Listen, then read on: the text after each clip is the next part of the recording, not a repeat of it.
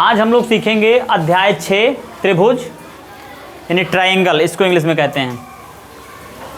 आप लोगों को याद होगा ये चैप्टर क्लास 9th में भी आया था। क्लास 9th में लेकिन हम लोगों ने क्या सीखा था? त्रिभुज का एक गुण होता है सर्वांग समता।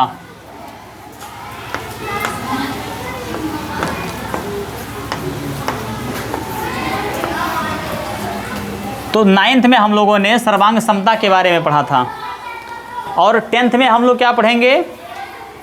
इसका एक गुण और भी होता है समरूपता। तो त्रिभुज में हम लोग पढ़ेंगे 10th में समरूपता।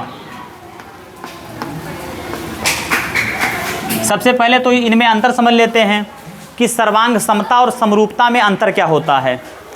तो सर्वांग समता में क्या होता है, इसमें दो कंडीशन होती हैं। पहली कंडीशन तो ये होती है कि सेम शेप होनी चाहिए। सेम शेप का मतलब एक समान आकृति, जो भी आकृति हो वो एक समान होनी चाहिए। दूसरी कंडीशन होती है सर्वांग समता में कि सेम साइज, उन आकृतियों की साइज भी सेम होनी चाहिए। ऐसी भी कोई भी दो आकृतियाँ, त्रिभुज ही नहीं वो कोई और भी आकृतियाँ हो सकती हैं त्रिभुज के अलावा, जो कि जिनकी आकृति सेम हो और जिनकी साइज सेम हो। तो ऐसी आकृतियों को कहते हैं सर्वांग सम आकृतियाँ और इस गुण को कहते हैं सर्वांग समता।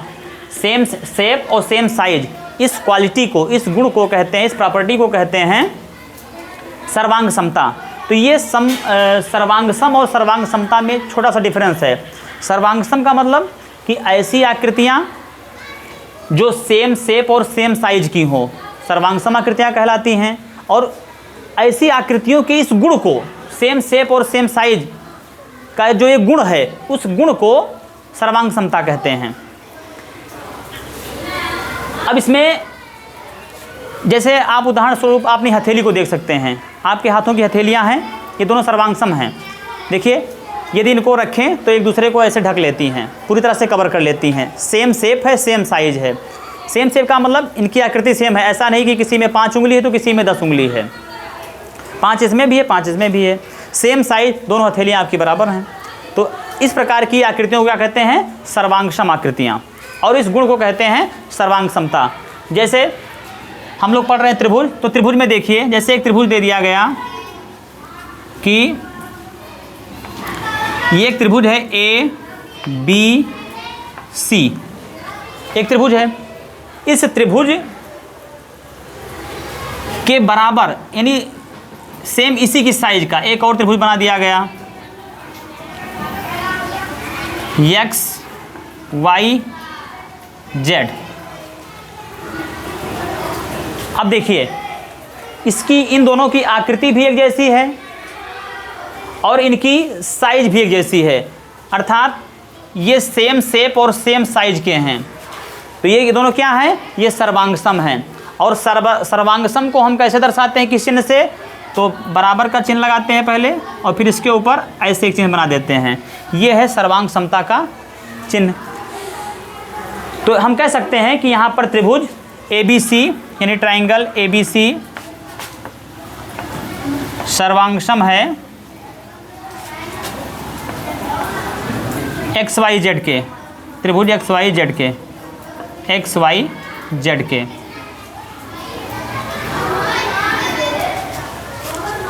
अब इसमें ध्यान से देखिए, पहली बात तो मोटा मोटा आप ऐसे समझ सकते हैं कि सेम शेप सेम साइज यदि है तो फिर वो आकृतियाँ क्या हैं? सर्वांग सम है, चाहे वो त्रिभुज हों चाहे कोई और आकृतियाँ हों। फिर इसमें जब आप थोड़ा और डेप्थ में उतरेंगे तो आपको पता चलेगा कि सर्वांग सम आकृतियों में क्या होता है कि जो संगत कोण होते हैं। संगत कोण का मतलब जैसे ये कोण इस कोण का संगत कोण है। क्यों? क्योंकि जब इस आकृति को अर्थात इस त्रिभुज को यहाँ से उठा करके इस पर ऐसे रखा जाएगा तो ये त्रिभुज कहाँ पर पड़ेगा? यहीं पर तो पड़ेगा। ये वाला त्रिभुज कहाँ पड़ेगा? यहाँ पड़ेगा। ये वाला त्रिभुज कहाँ पड़ेगा? यहाँ पर पड़ेगा। तो ऐसे कोणों को संगत कोण कहते हैं। ठीक है। और ऐसी भुजाओं को संगत भुजाएं कहते हैं। जैसे इस त्रिभुज को जब आप उठाकर इस पर रखेंगे तो ये त्रिभुज इसको पूरा कवर कर लेगा। तो इसकी जो ये भुजा है इसके ऊपर आ जाएगी, ये भुजा जो है इसके ऊपर आ जाएगी, ये भुजा जो है इसके ऊपर आ जाएगी। तो क्या है, इसकी संगत भुजा ये है, इसकी संगत भुजा ये है और इसकी संगत भुजा ये है। इसी प्रकार से संगत कोण इसका ये हो जाएगा, इसका ये हो जाएगा और इसका ये हो जाएगा। तो जो आकृतियाँ सर्वांगसम होती हैं उनमें संगत कोण बराबर होते हैं। मतलब जितना कोण ये होगा उतना ही ये होगा, जितना ये वाला कोण होगा जितने डिग्री का उतने ही डिग्री का ये वाला होगा, जितने डिग्री का ये वाला होगा उतने ही डिग्री का ये वाला होगा। अर्थात इसमें हम कह सकते हैं कि जो भी सर्वांगसम आकृतियाँ होती हैं उसमें कोण ए बराबर कोण x और कोण b बराबर कोण y। इसके अलावा कोण c बराबर कोण z के। ठीक, संगत कोण सर्वांगसम आकृतियों में बराबर होते हैं। इसके अलावा और क्या होता है, इसमें संगत भुजाएं भी बराबर होती हैं। जितनी लंबी ये भुजा होगी उतनी लंबी ही ये भुजा होगी, जितनी लंबी ये भुजा उतनी लंबी ये भुजा, जितनी लंबी ये भुजा उतनी लंबी ये भुजा, तभी तो उसको पूरा कवर करेगी, सेम साइज होगी उसकी। तो यहाँ पर सर्वांगसम आकृतियों में क्या होता है, या सर्वांगसम त्रिभुज में जितनी लंबी ये भुजा यानी ए बी बराबर एक्स वाई, जितनी लंबाई होगी ए बी की उतनी होगी एक्स वाई की, और जितनी होगी बी सी की उतनी ही होगी वाई जेड की। ध्यान दीजिए यहाँ पर सब में आपने ए बी सी कैपिटल बनाया था, तो इसमें भी कैपिटल ही बना दीजिए, एक जैसा दिखे, एक्स वाई और इसको भी जेड कर दीजिए, या दोनों को इस्तेमाल रखिए, या अगर एक कैपिटल इस्तेमाल तो भी कोई दिक्कत नहीं है, लेकिन सेम रखिए तो ज़्यादा अच्छा स्पष्ट रहेगा। एक्स वाई जेड इसको भी कैपिटल कर दीजिए, एक्स वाई जेड, यहाँ पर ये इसको भी कैपिटल कर दीजिए और इसको भी कैपिटल कर दीजिए। यहाँ पर देखिए इसको भी लिख दीजिए एक्स वाई और यहाँ पर वाई जेड। तो संगत भुजाएं बराबर होती हैं, ए बी के बराबर होगी एक्स वाई, बी सी के बराबर होगी वाई जेड, और ए सी के बराबर या सी ए कह सकते हो इसको, चाहे इसको आप ए सी कहो चाहे सी ए कहो, बात एक ही है। तो ए सी के बराबर क्या होगी, एक्स जेड वाली भुजा की लंबाई, ए सी बराबर एक्स जेड। ये आपने 9th में पढ़ा था, ये तो हुआ 9th की बात। अब इसी कड़ी में अगली कड़ी जुड़ेगी समरूपता। समरूपता को समझने के लिए इसका समझना एक बार रिवीजन करना बहुत ज़रूरी था। अब देखिए समरूपता जो हम लोगों को इसमें पढ़ना है, ये क्लियर हो गया ना कि सर्वांगसम त्रिभुज में क्या होता है कि संगत कोण बराबर होते हैं और संगत भुजाएं भी बराबर होती हैं। अब समरूपता में देखिए, समरूपता में ये होता है कि जैसे पहली इसमें इसकी जो प्रॉपर्टी होती है समरूपता में, जो पहली कंडीशन होती है वो होती है कि हाँ सेम शेप होनी चाहिए, सेम शेप, यानी कि आकृति जो है वो सेम होनी चाहिए। अगली कंडीशन जो यहाँ पर थी वो कंडीशन यहाँ पर उसके बारे में है कि साइज डज नॉट मैटर।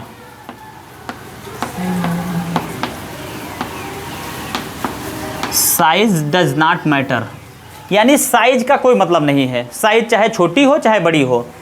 सर्वांग समता में आपने क्या देखा कि सेम शेप होनी चाहिए, सेम साइज होनी चाहिए। ये देखिए स्टार लगा दीजिए, सेम शेप, पहली कंडीशन सेम शेप, समरूप त्रिभुज में होंगे जिनकी आकृति सेम हो, यानी जिनकी शेप सेम हो, ठीक है। साइज डज नॉट मैटर यानी साइज का कोई मतलब नहीं है, साइज छोटी बड़ी हो सकती है। जैसे एक त्रिभुज देखिए ये बना हुआ है और इस त्रिभुज का नाम मैंने दे दिया यहाँ पर ए बी और सी, ठीक। यहाँ पर देखिए एक अगला त्रिभुज मैंने बना दिया, इस प्रकार से। इसको मैंने नाम दे दिया एक्स वाई जेड। अब ध्यान दीजिए, इन दोनों त्रिभुज की जो शेप है यानी जो आकृति है वो सेम है, जैसे ये बना हुआ वैसे ये बना हुआ है, लेकिन साइज देखिए, इसकी छोटी है भुजाओं की लंबाई, इसकी बड़ी है, लेकिन फिर भी ये क्या है, समरूप है। क्यों? क्योंकि इसमें size does not matter, size का कोई मतलब नहीं होता है, साइज छोटी हो चाहे बड़ी हो, बस केवल आकृति सेम होनी चाहिए, आकृति उसकी एक समान होनी चाहिए, शेप उसकी सेम होनी चाहिए, तो फिर वह आकृति समरूप आकृति कहलाएगी। ठीक। अब अगर इसमें थोड़ा और डेप्थ में आप देखिए तो इसमें आपको क्या मिलेगा, इसमें आपको ये मिलेगा कि इसमें जो संगत कोण होते हैं, संगत कोण इसमें भी बराबर होते हैं। अब सोचेंगे ये कैसे, छोटी आकृति में तो कोण ये है, बड़ी आकृति में कोण ये है, ये कैसे बराबर होते हैं? देखिए, इसमें भी संगत कोण बराबर होते हैं। संगत कोण अभी आप समझ ही चुके हैं, जैसे कोण ए बराबर होगा कोण यक्स के, और कोण बी बराबर होगा कोण वाई के, तथा कोण सी जो है ये बराबर होगा कोण जेड के। अब सोचेंगे कैसे, देखिए, जैसे एक माना कि ऐसे ये कोण बना हुआ है, अब यहाँ पर देखिए ये कोण बना हुआ है, भुजा इतनी छोटी थी, यहाँ पर ये कोण बना हुआ था, अब इस भुजा को आप और लंबा कर दीजिए, क्या कोण में कोई परिवर्तन हुआ? इसको और लंबा कर दीजिए, क्या कोण में कोई परिवर्तन हुआ? या ये यहाँ पर था, यहाँ पर थी इसकी भुजा, यहाँ पर थी, यहाँ तक देखो, इसको और छोटी कर दीजिए, क्या कोण में कोई परिवर्तन हुआ? नहीं हुआ। तो इसीलिए साइज बदलने पर अगर सेम शेप है उनकी और साइज घटती या बढ़ती है तो कोण के मान पर कोई असर नहीं होता है, कोण बराबर होते हैं। तो इसीलिए संगत कोण यहाँ पर इसमें भी बराबर होते हैं। जिस प्रकार से इसके संगत कोण बराबर हो रहे थे उसी प्रकार से इसके भी संगत कोण बराबर होंगे। समरूप का चिन्ह क्या होगा? समरूप का चिन्ह इस प्रकार से बनेगा। ठीक, बस क्या करना है, इसमें बराबर का चिन्ह जो इसमें लगा था सर्वांग समता वाले चिन्ह में, वहां से इसको हटा देना है, तो ये समरूप का चिन्ह हो जाएगा। इसको हम लोग क्या लिख सकते हैं? इसको लिखा जा सकता है कि ट्रायंगल ABC समरूप है ट्रायंगल XYZ के। ठीक है, यहाँ पर देखिए हमने लिखा है कि कोण A बराबर कोण X, ये देखिए इसको दर्शा दीजिए ऐसे। B को हमने ये इसका संगत कोण है Y और C का है Z, तो यहाँ पर 3 लाइन बना दीजिए ताकि पता चले कि यहाँ इसका संगत कोण ये है और इसका संगत कोण ये है। अब क्लियर हो रहा है ना? इसका संगत कोण ये है, देखो यहाँ पर एक ही लाइन बना दी गई है। इसका संगत कोण क्या है? ये है। इसका संगत कोण क्या है? ये है। अब ये कोई ज़रूरी नहीं कि आपको हर बार ये आकृति ऐसे ही मिलेगी। हो सकता है कहीं पर आपको एक आकृति ऐसी मिल जाए कि इस त्रिभुज को ऐसे बना दिया जाए और इस त्रिभुज को ऐसे पलट दिया जाए, ये वाला सिरा ऊपर चला जाए, ये वाला सिरा नीचे चला है। ठीक, लेकिन उसकी आकृति तो आप देखेंगे ही ना कि अगर इसको ऐसे सीधा करके रीजनिंग अपनी लगाएंगे, इस पर अगर रखा जाए तो सेम इसी की तरह है कि नहीं है? इसका मतलब समरूप है। अगर फिट बैठ रहा है बिल्कुल उसी पर, जरा सा भी अंतर नहीं उसमें, तो इसका मतलब कि सर्वांग सम है। तो इसको आप स्केल से बनाइएगा। ये लाइन देखिए थोड़ी सी तिरछी हो गई है, इसको सीधी बनाइएगा यहाँ से ऐसे। ठीक है, अब देखिए ये तो कोण वाला मैटर दोनों में बराबर हो गया, सर्वांग समता में भी और समरूपता में भी। इसके बाद में इसमें तो भुजाएं भी बराबर थीं, इसमें भुजाओं का क्या मैटर है ज़रा देख लिया जाता है। तो इसमें भुजाएं बराबर नहीं होती हैं। देखो क्या भुजाएं बराबर हैं? इसमें भुजाएं बराबर हो भी सकती हैं और नहीं भी हो सकती हैं। देखो लिखा है साफ साफ, साइज डज नॉट मैटर, यानी भुजाएं बराबर हो भी सकती हैं और नहीं भी हो सकती हैं, लेकिन भुजाओं का जो अनुपात होगा वो सदैव बराबर होगा। अनुपात का मतलब कि जो रेशियो A और B का होगा, AB और XY का होगा, ठीक है, वही रेशियो BC और YZ का होगा। तो इसको हम लिख सकते हैं कि ए बी बटे यक्स वाई जितना होगा उतना ही होगा बी सी बटे वाई जेड, बी सी बटे वाई जेड, और उतना ही होगा सी ए या ए सी लिख दो, कुछ भी लिख दो, ए सी बटे यक्स जेड। बात समझ में आई? कोण, संगत कोण जो होंगे वो बराबर होंगे और भुजाओं का अनुपात जो है वो बराबर होगा।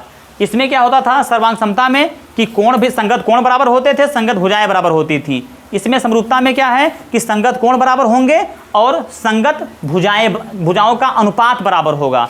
भुजाएं बराबर हो भी सकती हैं और नहीं भी हो सकती हैं, लेकिन भुजाओं का अनुपात जो है वो बराबर रहेगा। जितना, देखो इसकी संगत भुजा क्या है, यही तो है, तो इतना बटे इतना बराबर इतना बटे इतना और फिर बराबर इतना बटे इतना, ये तीनों भुजाओं का जो अनुपात है इस तरह से वो बराबर रहेगा।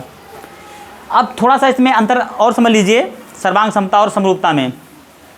ध्यान दीजिए, जितनी भी सर्वांगसम आकृतियां होती हैं वह सभी समरूप आकृतियां होती हैं। क्यों? क्योंकि सेम शेप इनकी होती है, उसमें एक ही कंडीशन है कि शेप सेम होनी चाहिए।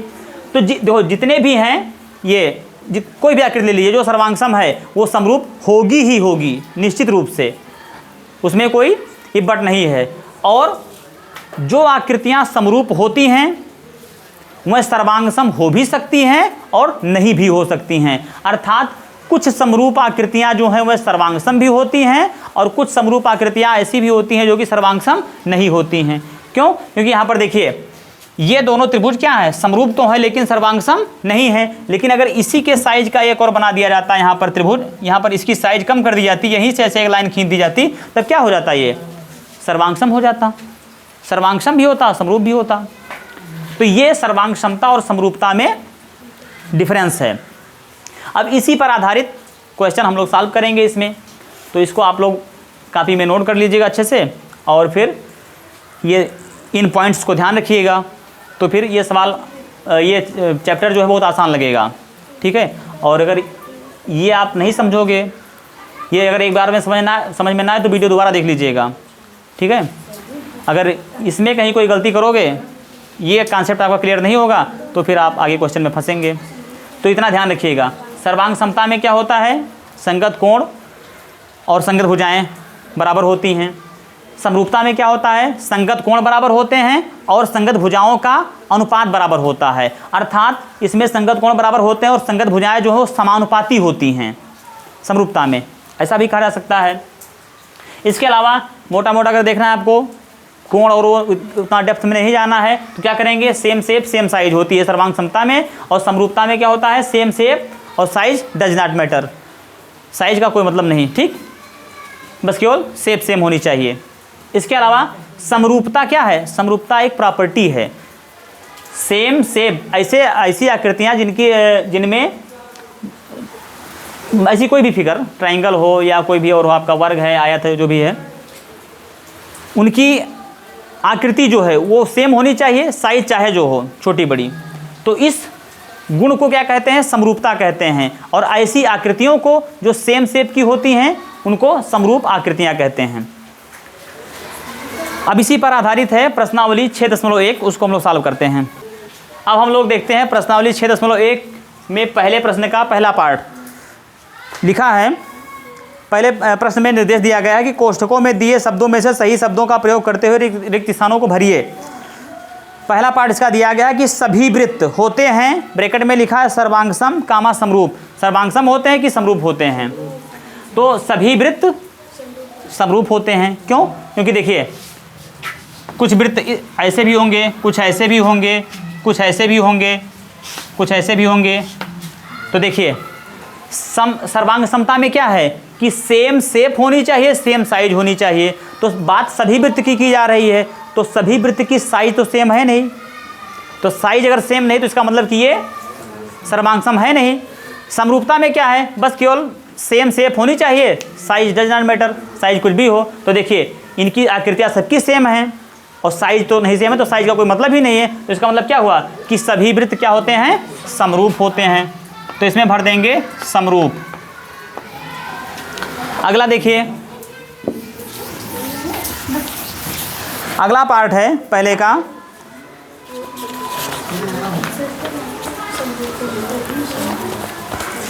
पहले का दूसरा पार्ट है सभी वर्ग होते हैं। सभी वर्ग होते हैं समरूप या सर्वांगसम। तो देखिए कुछ वर्ग ऐसे भी होते हैं, कुछ वर्ग ये तो आया जैसा लगने लगा, ये देखिए कुछ वर्ग ऐसे भी मिलेंगे आपको, कुछ वर्ग ऐसे भी मिल सकते हैं। अब देखिए ये क्या है, सर्वांगसम है कि समरूप हैं? तो ये समरूप हैं, क्योंकि इन सबकी जो शेप है वो सेम है, साइज सेम नहीं है। सर्वांग समता के लिए क्या जरूरी है कि सेम शेप होना चाहिए और सेम साइज होनी चाहिए। तो साइज की सेम है, इसका मतलब सर्वांगसम है नहीं। और समरूपता में क्या होता है कि केवल उसकी जो है शेप सेम होनी चाहिए, साइज कुछ भी हो छोटी बड़ी, तो शेप सबकी सेम है, सभी वर्गों की बात की गई है। तो ये क्या है, समरूप है, सभी वर्ग भी समरूप होते हैं। अब और आगे देखिए, आगे है तीसरा पार्ट, लिखा है कि सभी त्रिभुज समरूप होते हैं। ब्रैकेट में लिखा है समद्विबाहु त्रिभुज कि समबाहु त्रिभुज। देखिए पहले समद्विबाहु को चेक कर लीजिए। समद्विबाहु यानी जिनकी दो भुजाएं बराबर हों। जैसे एक त्रिभुज मैंने बना दिया ये, अब इसकी ये दो भुजाएं जो है बराबर हैं, ठीक। फिर अगला हमने बना दिया एक इस तरह से त्रिभुज समद्विबाहु। यहाँ पर देखिए ये दो भुजाएं इसकी बराबर हैं, ठीक। इसी प्रकार से और भी समद्विबाहु त्रिभुज बनाए जा सकते हैं। जैसे हमने एक ये बना दिया, इन दो भुजाओं को बराबर कर दिया इसमें, तो ये क्या है, ये तीनों समद्विबाहु त्रिभुज के तो उदाहरण हैं। इसमें ये दो भुजाएं बराबर हैं, इसमें ये दो भुजाएं बराबर हैं, इसमें ये दो भुजाएं बराबर हैं। अब यदि देखा जाए कि सभी समद्विबाहु त्रिभुज क्या सर्वांगसम होते हैं या समद्विबाहु त्रिभुज की स्थिति क्या होती है, तो इसमें देखिए समद्विबाहु त्रिभुज में इसमें पूछा गया है कि सभी त्रिभुज समरूप होते हैं। कौन से त्रिभुज समरूप होते हैं, समद्विबाहु की समबाहु? तो समद्विबाहु को आप चेक कर रहे हैं। देखिए समरूप के लिए क्या होना चाहिए कि पहली कंडीशन क्या है कि इसमें सभी संगत कोण जो है वो क्या होते हैं, बराबर होते हैं। समरूपता में ये होता है कि जो भी आकृतियाँ, जो भी त्रिभुज होते हैं उनके संगत कोण बराबर होते हैं। यहाँ पर देखिए क्या इनके संगत कोण बराबर हैं, इसका संगत कोण क्या है, ये है।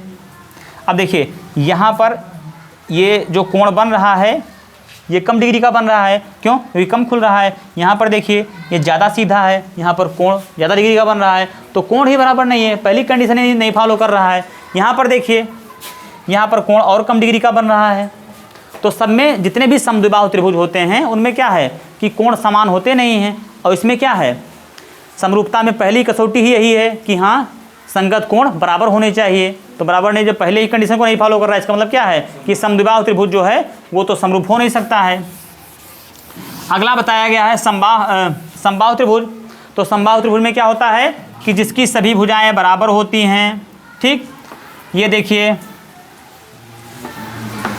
और इसके अलावा आप जानते हैं कि समबाहु त्रिभुज में जितने भी कोण होते हैं सभी 60 डिग्री के होते हैं। यानी 60 का ये भी होगा, 60 का ये भी होगा और 60 का ये भी होगा। इसी प्रकार से 60 का ये होगा, 60 का ये होगा, 60 का ये होगा। यानी सभी कोण कितने डिग्री के होते हैं इसमें, समबाहु त्रिभुज में 60 डिग्री के। तो संगत कोण देखो, ये 60 का है, ये भी 60 का है, ये 60 का है, ये भी 60 का है। यहाँ पर देखो ये 60 का है, ये भी 60 का है। तो संगत कोण बराबर हैं ही। संगत भुजाओं का अनुपात बराबर होता है समरूपता में। दूसरी कंडीशन, तो समबाहु यानी जिनकी भुजाएं बराबर हों। अगर इसमें माना कि ये 5 का है, ये 5 का है, ठीक। ये माना कि 7 का है, ये माना कि 3 का है। कोई भी आप चाहे इन दोनों को चेक कर लो, चाहे इसको चेक कर लो, चाहे इसको चेक कर लो, ठीक है। जब आप तुलना करेंगे तो दो में ही तुलना करेंगे। तो देखिए समरूपता में क्या होता है, संगत भुजाएं बराबर नहीं होती हैं। बराबर हो भी सकती हैं, नहीं भी हो सकती हैं। बराबर यदि हैं तब वो समरूप तो हो ही जाएगा, साथ साथ सर्वांगसम भी हो जाएगा। क्योंकि उसमें क्या होता है, सर्वांग समता में भुजाएं भी बराबर होती हैं और कोण भी बराबर होते हैं संगत। लेकिन समरूपता में आपने क्या पढ़ा कि संगत भुजाओं का अनुपात बराबर होता है, यानी संगत भुजाएं समानुपाती होती हैं। तो पहली कंडीशन को फॉलो कर रहा है कि 60-60 डिग्री के कोण हैं सभी संगत कोण। अब इसमें जरा भुजाओं का अनुपात देख लो, तो देखो इस भुजा की संगत भुजा ये वाली है ना, तो इसका अनुपात क्या हो जाएगा 5/7। इसका देखो इसकी संगत भुजा ये है तो बराबर कितना है 5/7। इसका देखो 5 ये है ना, तो ये है 7, इसकी संगत भुजा तो बराबर 5/7। तो संगत भुजाओं का अनुपात भी बराबर है, यानी संगत भुजाएं समानुपाती हैं। तो इसलिए क्या है, समबाहु त्रिभुज जो होंगे वह समरूप होते हैं। तो यहाँ पर लिख देंगे समबाहु त्रिभुज, आगे लिखा ही है।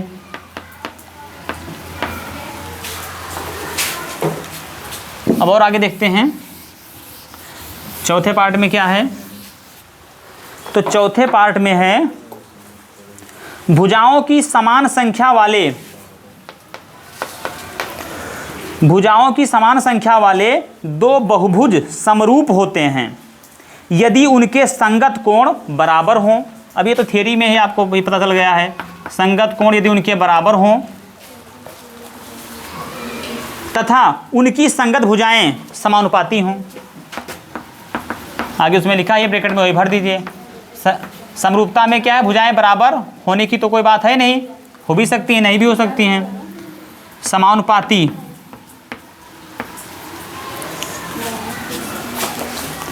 इसमें भर देंगे। दूसरा देखिए, दूसरा प्रश्न दिया गया है प्रश्नावली 6.1 का। इसमें बताया गया है निम्नलिखित युग्मों के दो भिन्न भिन्न उदाहरण दीजिए। पहला है समरूप आकृतियां। समरूप आकृतियां, इसके दो उदाहरण बताने हैं, ऐसी दो आकृतियां जो समरूप हों। तो समरूप आकृतियां कौन सी होंगे, कोई भी आप वृत्त ले लीजिए। माना एक वृत्त जिसकी त्रिज्या 5 सेंटीमीटर है और एक वृत्त, यहाँ पर वृत्त लिख दीजिए, और एक वृत्त जिसकी त्रिज्या 5 ही रख दीजिए, तब भी वो समरूप है, साथ साथ सर्वांशम भी हो जाएगा। या यहाँ पर आप 15 लिख दीजिए, सेम ही है। कितने उदाहरण लिखने हैं, निम्नलिखित युग्मों के दो भिन्न भिन्न उदाहरण दीजिए। तो एक तो वृत्त देखो आपका समरूप होता ही है, त्रिज्या उसकी कुछ भी हो। ऐसे आप वर्ग लिख सकते हो, ठीक। एक वर्ग जिसकी भुजा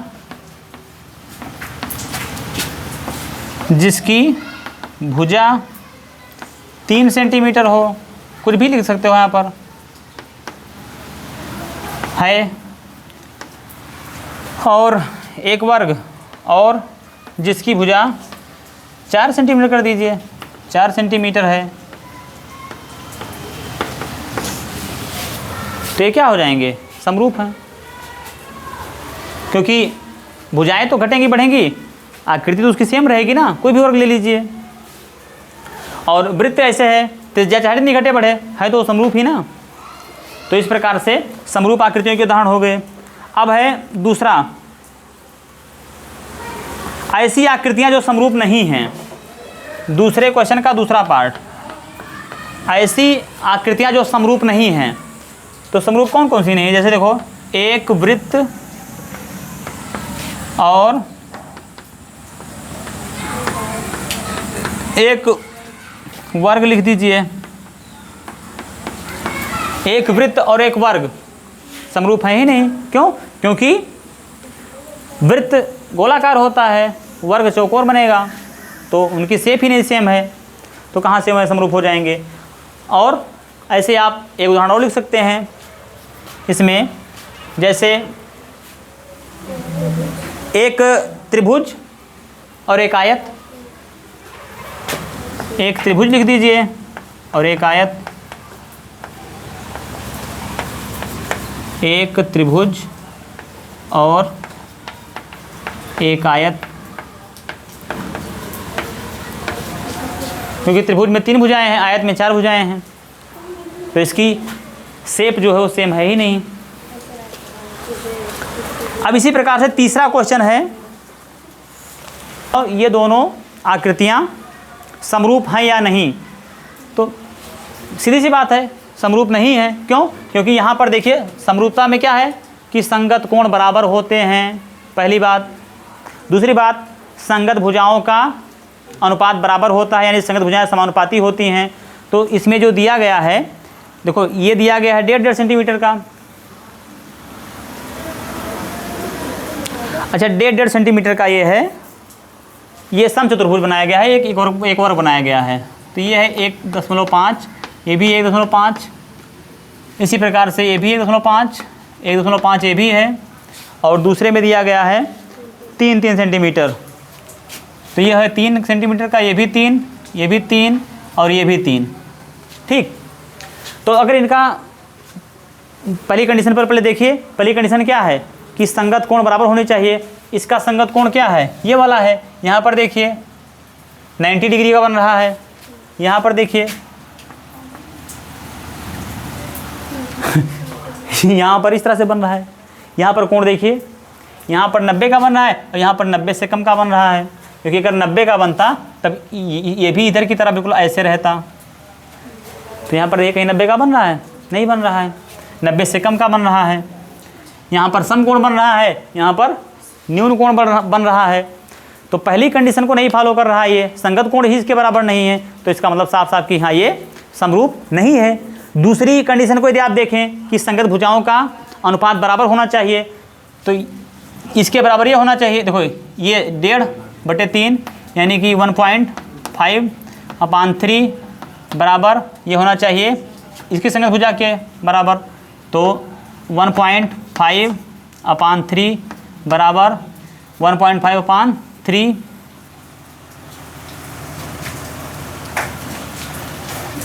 1.5/3 और एक भुजा और इसमें और भी दी गई है, देखो तो क्या है 1.5/3 इसकी संगत भुजा ये हो जाएगी।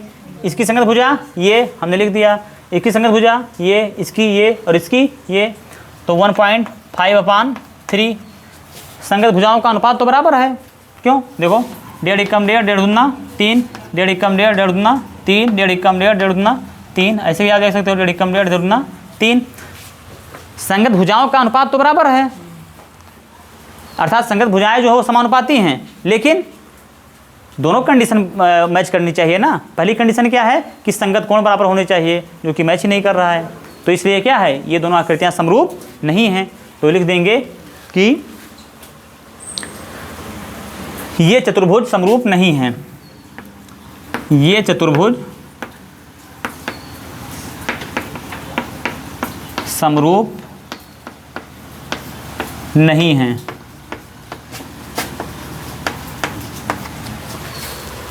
तो इस प्रकार से इस प्रश्नावली को सॉल्व करना था।